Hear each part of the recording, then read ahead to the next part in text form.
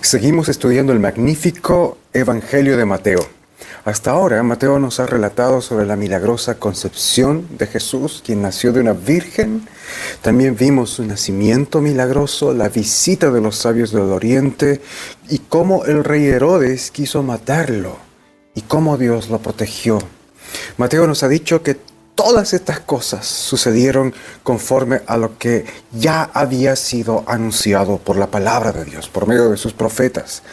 Y luego vimos a Jesús ya en edad adulta, vimos su bautismo, su tentación en el desierto y su triunfo, luego de un ayuno de 40 días y el comienzo de su ministerio público. Y ahí estamos, en el Evangelio de Mateo.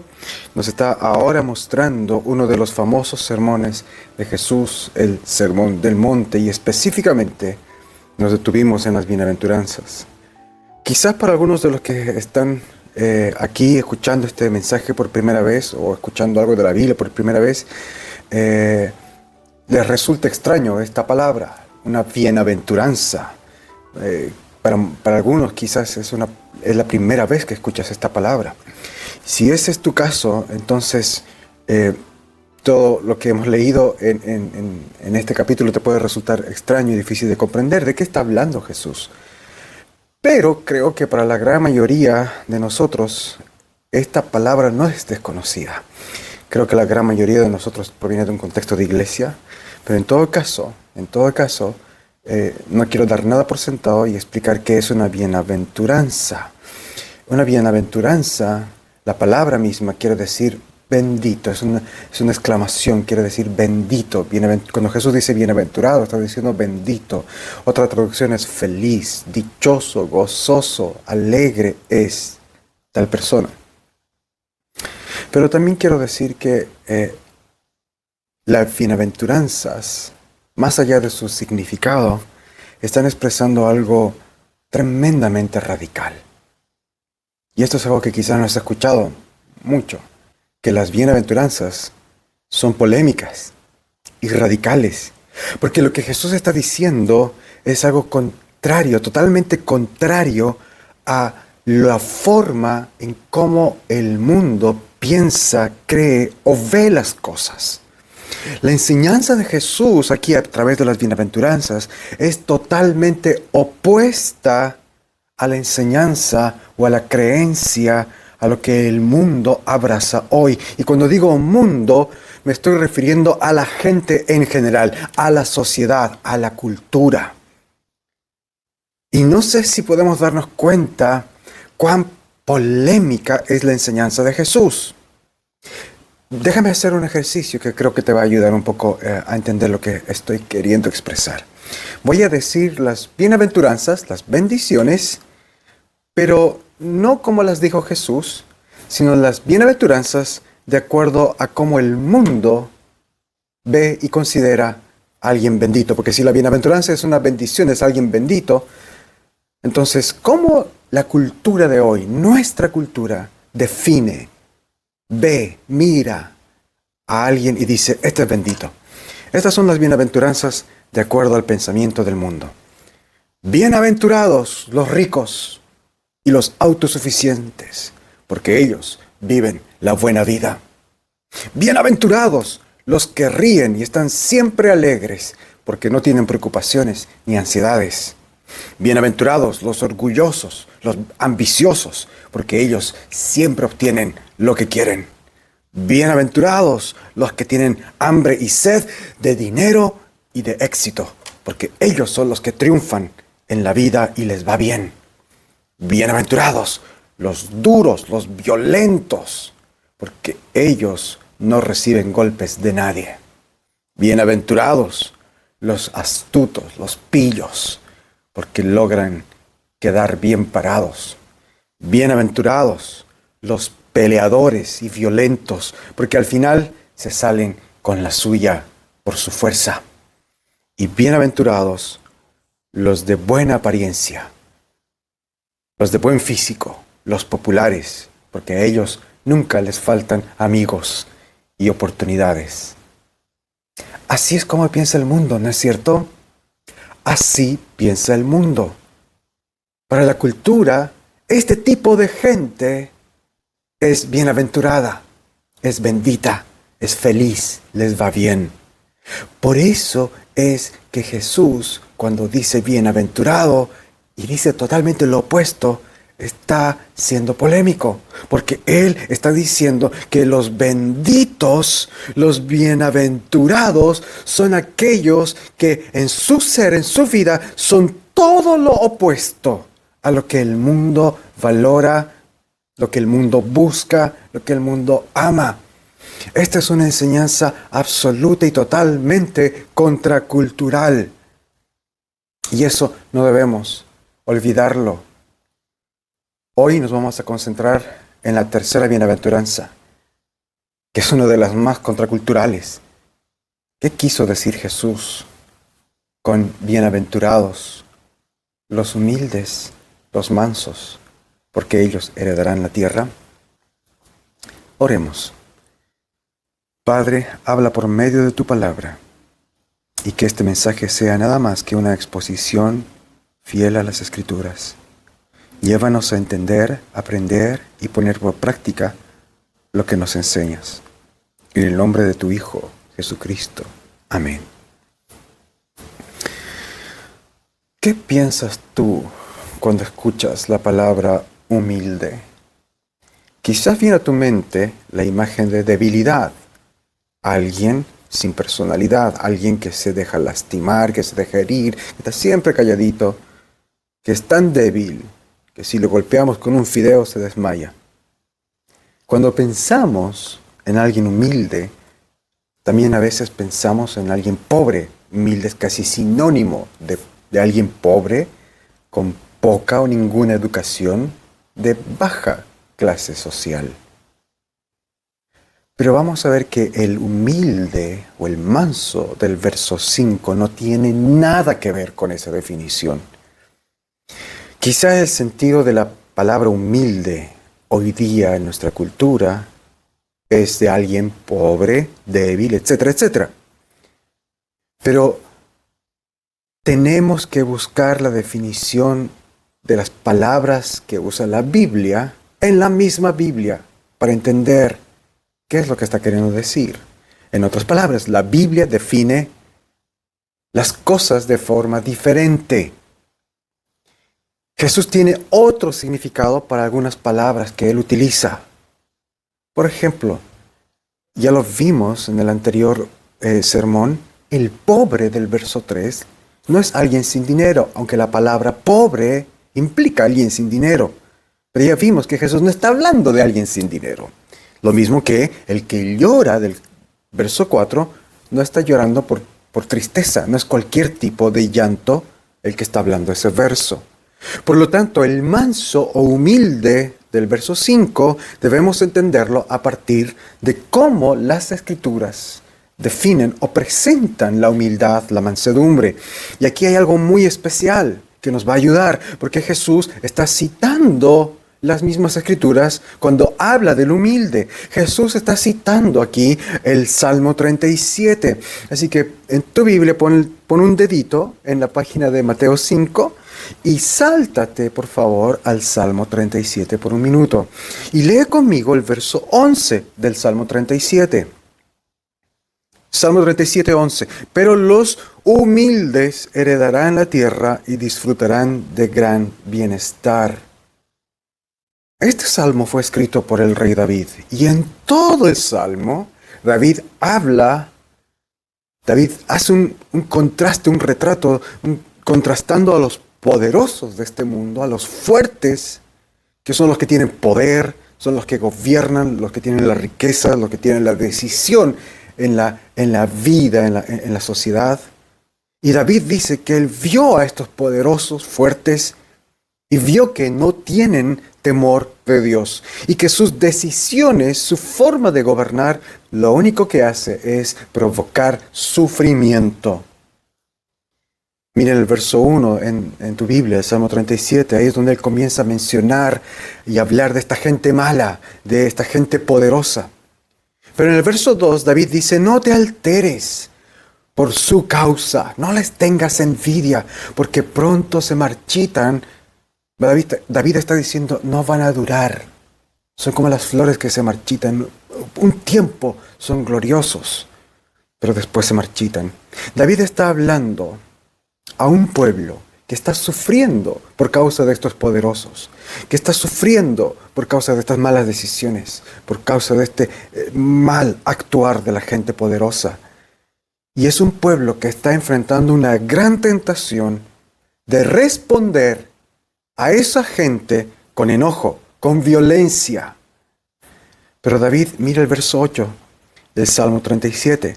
David les advierte, desecha la ira, les dice. Desecha la ira y el enojo. No te alteres, que esto empeora las cosas. David está hablando a la reacción más natural del ser humano.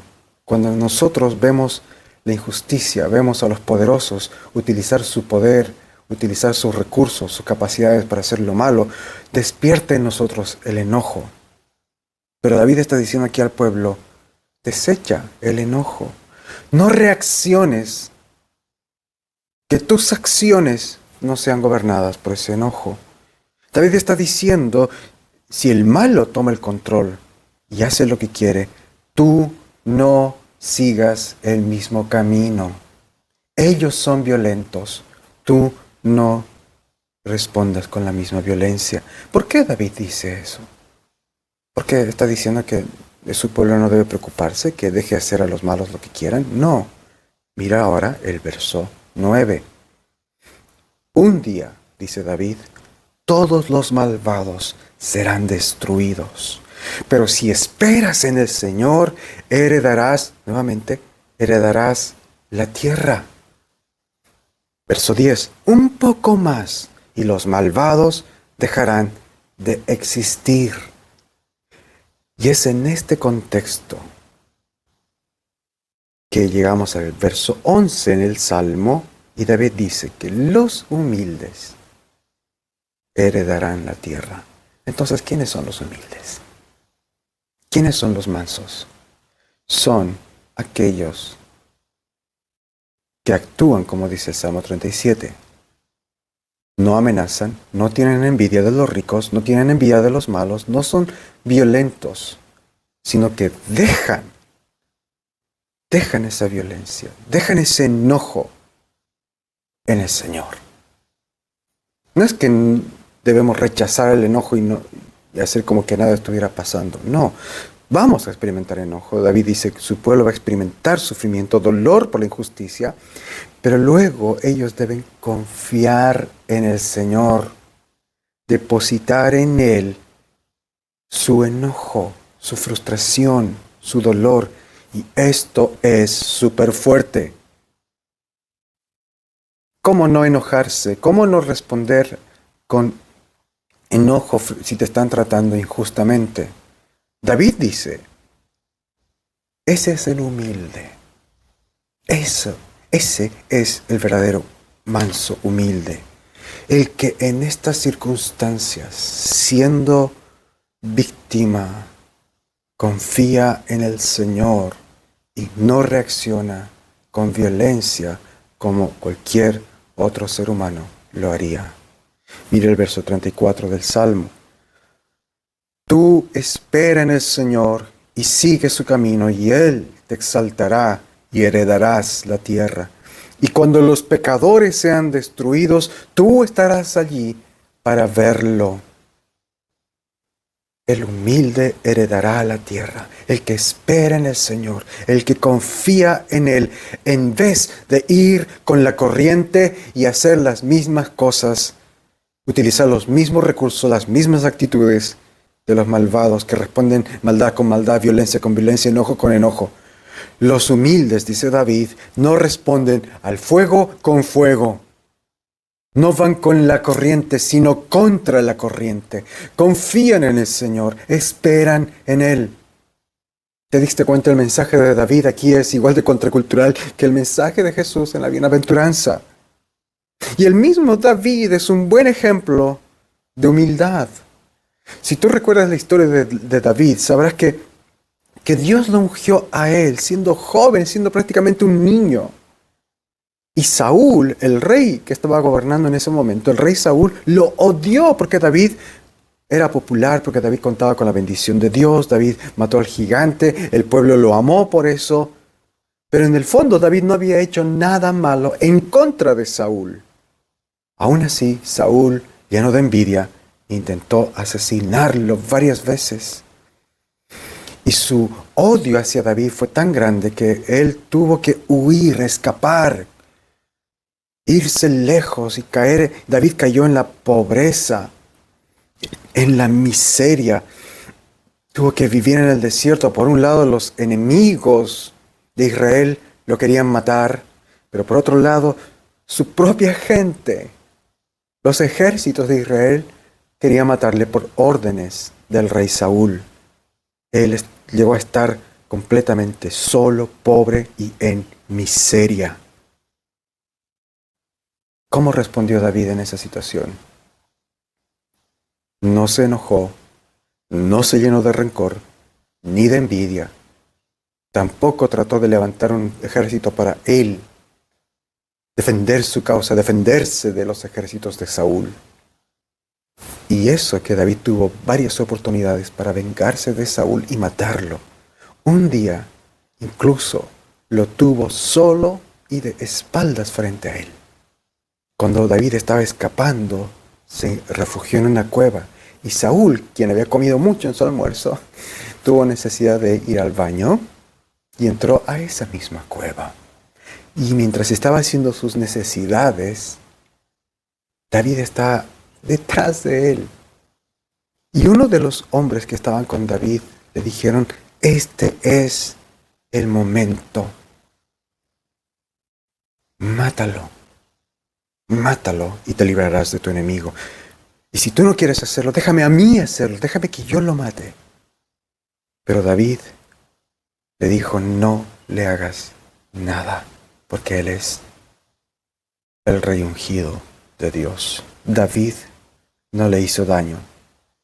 Al contrario, le mostró respeto, honra, porque era el rey. David confió en el Señor.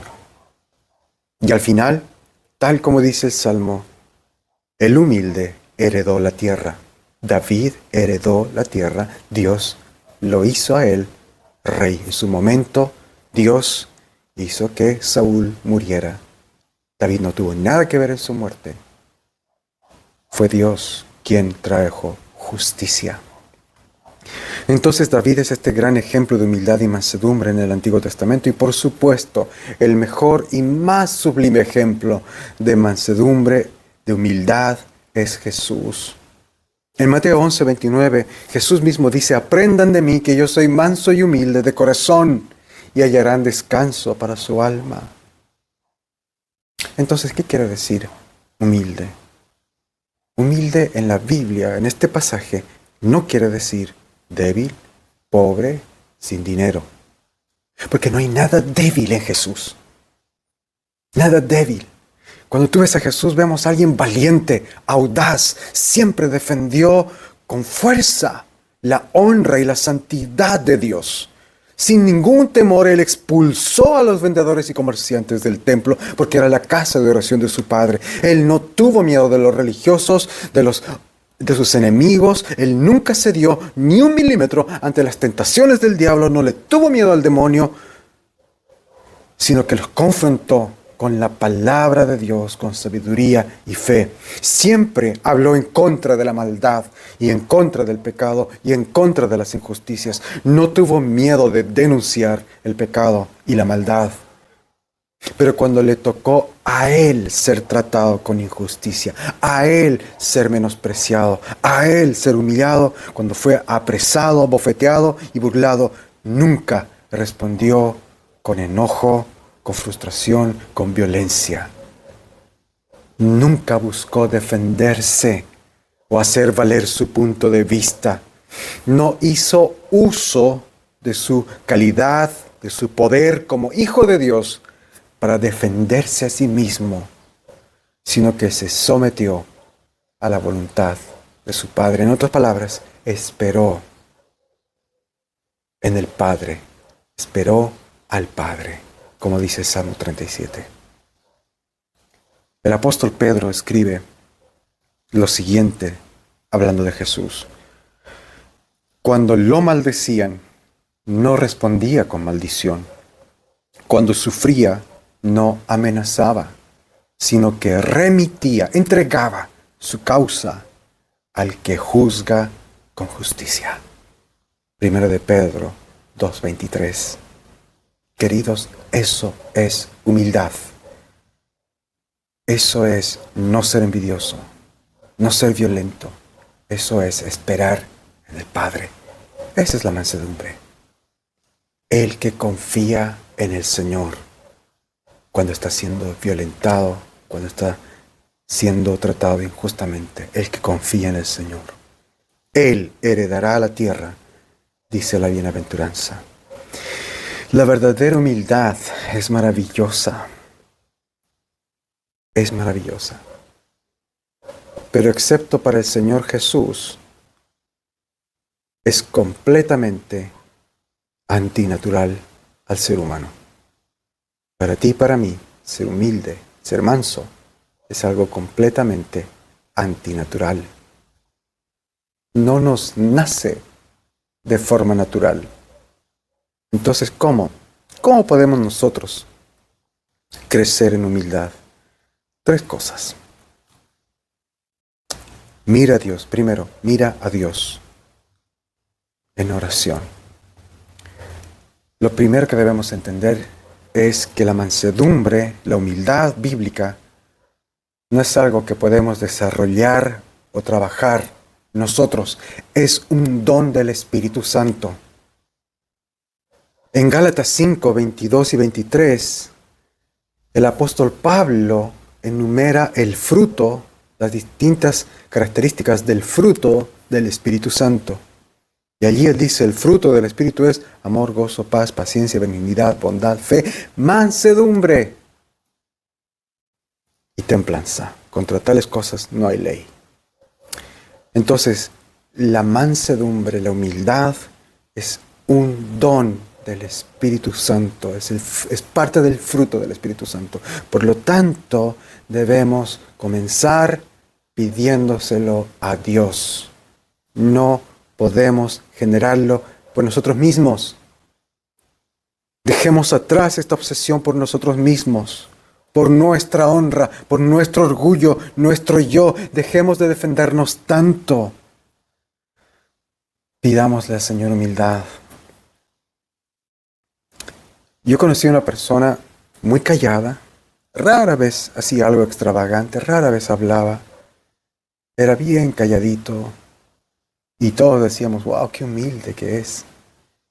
Hasta que un día, en sinceridad, nos confesó que la razón por la cual no se involucraba mucho en las actividades o porque no hablaba mucho, no respondía cuando alguien le hacía una talla, la razón por la cual no decía nada es porque a él no le gustaba decir algo erróneo. No prefería decir nada a decir algo y quedar mal. En el fondo, nos confesó que no era humilde, sino que era tremendamente orgulloso. Porque su orgullo lo hacía quedarse callado. Pero a la vista de todos nosotros, era la persona más humilde. Porque por fuera se veía humilde, según los parámetros del mundo. Todos somos así. Todos somos así en alguna medida. Podemos mostrar hacia afuera alguna característica de lo que el mundo, la cultura, entiende como humildad. No se trata de eso. Es un don de Dios. Es parte del fruto del Espíritu Santo. Debemos partir con Dios. Entonces, pídeselo a Dios.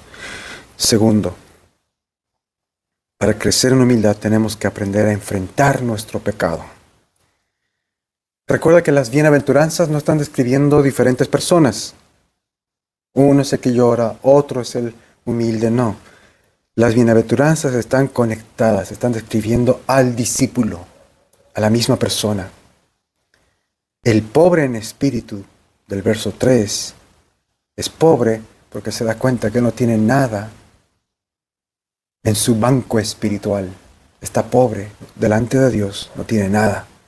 Por lo tanto, se convierte en el que llora del verso 4, el que llora por su pecado, por su pobreza espiritual, por su miseria espiritual. Pero luego de haber llorado y confesado su pecado, luego de ser enfrentado con ese pecado, se vuelve más humilde. Entonces, reconocer nuestro pecado, llorar por nuestro pecado, nos hace humildes delante de Dios y delante de los demás. Nos gusta que la gente nos vea, nos reconozca, nos admire, pero Pablo nos advierte en Filipenses: háganlo todo con humildad, considerando cada uno a los demás como superiores a sí mismo. Filipenses 2:3. Y en el versos 5 y 8, Pablo nos da el ejemplo supremo. Que haya en ustedes el mismo sentir que hubo en Cristo Jesús, quien siendo en forma de Dios, no estimó el ser igual a Dios como cosa que aferrarse, sino que se despojó a sí mismo y tomó forma de siervo y se hizo semejante a los hombres, y estando en la condición de hombre, se humilló a sí mismo y se hizo obediente hasta la muerte y muerte de cruz. Se humilló, se hizo más humilde. Cuando entiendo que yo no soy nada sin Cristo, por mucho que yo tenga conocimiento, por todas las cosas que sé, o por todas las cosas que tengo, por todos mis bienes materiales, por todo el respeto que tengo en esta vida, yo me doy cuenta que sin Cristo soy nada. No valgo nada sin Cristo. Voy a ser más humilde. El verdadero humilde es aquel que aprende a ver a los demás como superiores a uno mismo, en aquel que confía en Jesús, confía en que su sentido de autoestima, de valor, no está en la gente, ni en cómo la gente me ve, sino en Cristo. Deja de buscar y anhelar la aprobación, la admiración de los demás. Eres amado por Dios en Cristo. Eso es suficiente. Finalmente, queridos hermanos, esperemos en el Señor. Jesús dice: benditos, felices, bienaventurados los humildes, porque ellos heredarán la tierra. Esta es una promesa. Está en futuro. Es una promesa. Un día Dios va a restaurar todas las cosas cuando Jesús vuelva en gloria. Y gracias a la obra de Jesús, gracias a que Él se humilló, Él se hizo humilde, tenemos la garantía de que Dios completará todas sus promesas para nosotros. Ese día, el que confía en Jesús recibirá su herencia. El mundo, la tierra serán de Cristo. La eternidad será de Cristo. El cielo será de Cristo y de nosotros. Porque Él nos compartirá su herencia. Heredaremos una nueva tierra, nuevos cielos, los humildes, los que esperan en el Señor, los que confían en Él. Heredaremos estas cosas. Así que a pesar de que hay sufrimiento, injusticias, a pesar de que quizás no eres valorado por otros, no eres amado por la gente, no eres apreciado,